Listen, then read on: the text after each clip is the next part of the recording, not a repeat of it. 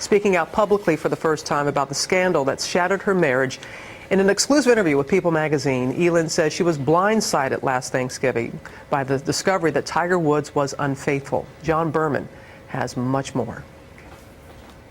I've been through hell, the words of Elin Nordegren, part of the only public words she says she'll speak about the 9-month ordeal that began last November with that strange car crash outside her perfect Florida home, seen here in photos provided by TMZ. I have someone down in front of my house. They hit a pole.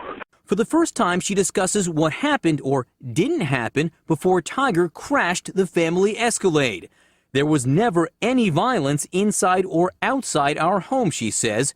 The speculation that I would have used a golf club to hit him is just truly ridiculous. And as for the women, I was unfaithful. I had affairs. I cheated. All the women that donned the covers of tabloids even released voicemails. Can you please take your name off your phone? My wife went through my phone and maybe calling you. Elin says absolute shock and disbelief. I felt stupid, she says, as more things were revealed. How could I have not known anything? And she doesn't stop at Tiger himself. She seems to point the finger at his handlers. I felt betrayed by many people around me, she says. Despite all the betrayal, the divorce just finalized yesterday was not always a certainty. Initially, I thought we had a chance, and we tried really hard, Elin says, but she decided without trust and love, it couldn't work. Only seen fleetingly by paparazzi moving about Florida, she says the last 9 months have been brutal. She watched virtually no TV, but says she was able to laugh at the jokes about her on South Park and Saturday Night Live. I'm far short of perfect. Yeah. It was her kids who helped her pull through. Mommy, where is your boo-boo? Sam asked. Mommy's boo-boo is in her heart right now. But it will be better, Elin said. Her daughter's response? Can Sam kiss it and make it better?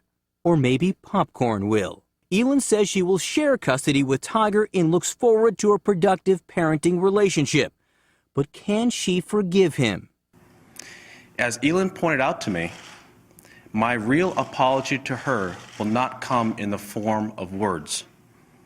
It will come from my behavior over time. She's not there yet. I'm going to be completely honest and tell you I'm working on it. And I know I will get there eventually. And what about the future? It's going to take time for me to start dating again, Elin says. It's going to be just me and the kids for a little while. But I believe in love because I've seen it. I've been there. For Good Morning America, John Berman, ABC News, New York. For more insight, joining us now live is People magazine Deputy Managing Editor Peter Castro. Always good to have you here, Peter. Thanks for having me. The article starts off, and your reporter is Sandra Sobrai. Right. When she was there at the house with Elin, Tiger comes by, and that's how she opens the article. Tell us what happened.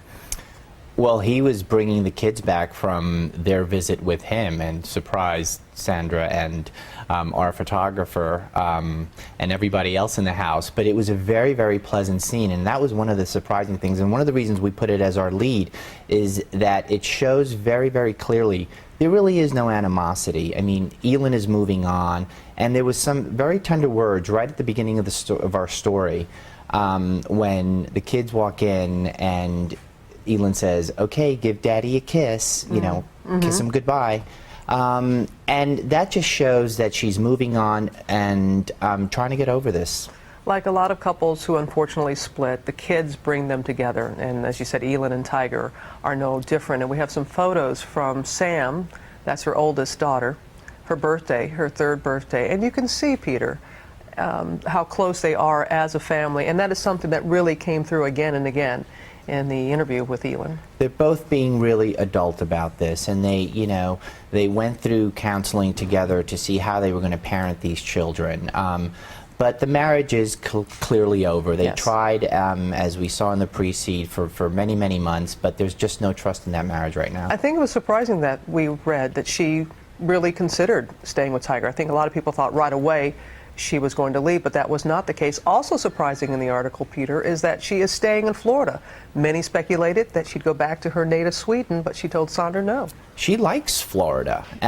She considers herself an American now. She likes the warm weather and wants the kids to be near Tiger as well. So this is all about the kids as well. I mean, she's very, very responsible. She's a terrific mother.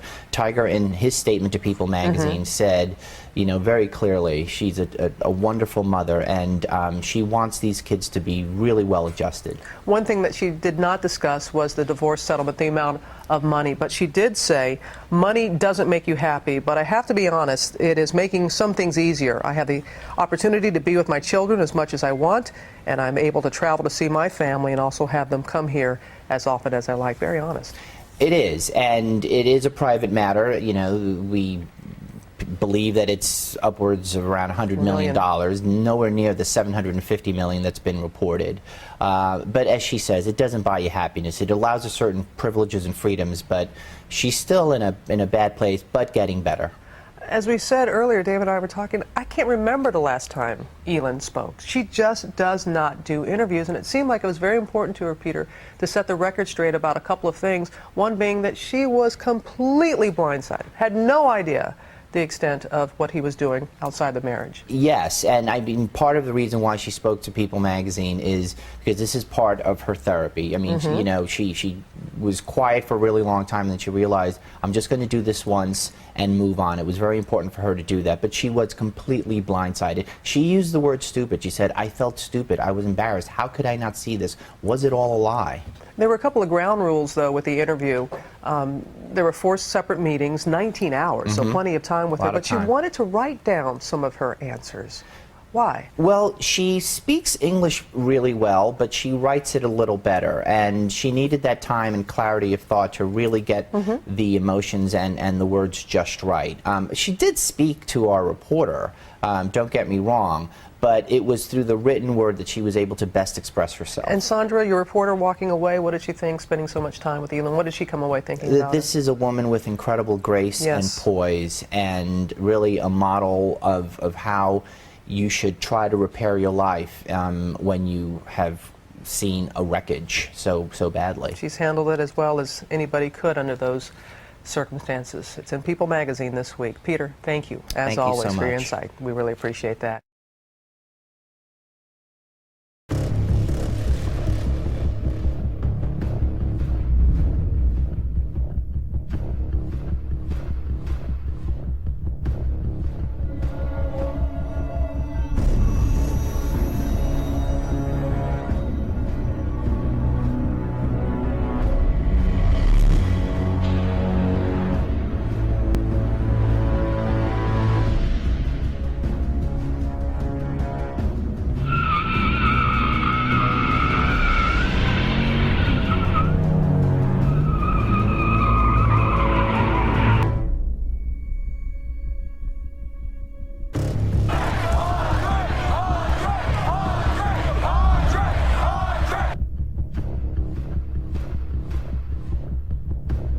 Hey, what's up? My name Graf, baby. You know what this is, man. Black Hand, we the gangs going down live in the wreck.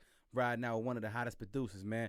My man Andrew Yu, the perfectionist, putting it down. Gallic Wars, the whole movement. You know what this is. Shout out to the whole camp, man. It's going down the way we want it to go down. Respect it or die. What's up? Yeah, what's good? You already know who it is, and if you don't know, then it's time to school your ass.